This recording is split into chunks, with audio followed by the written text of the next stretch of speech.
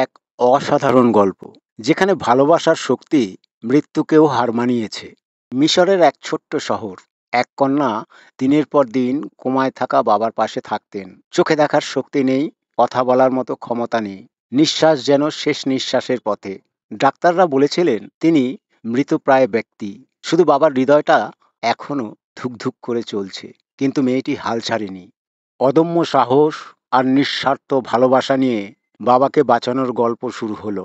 মাংস আর সবজির পিউরি বানিয়ে ফানেলের মাধ্যমে বাবাকে খাওয়াতো সে। প্রতিটি ফোঁটায় ছিল প্রতিজ্ঞা, উদ্যোগ আর হৃদয়ে বাবার আবেগ।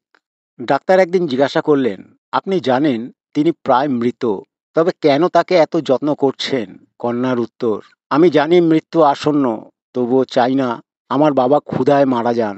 বাবা, তোমায় ভালোবাসি, এই স্পর্শে আছো বলেই যত্ন করছি।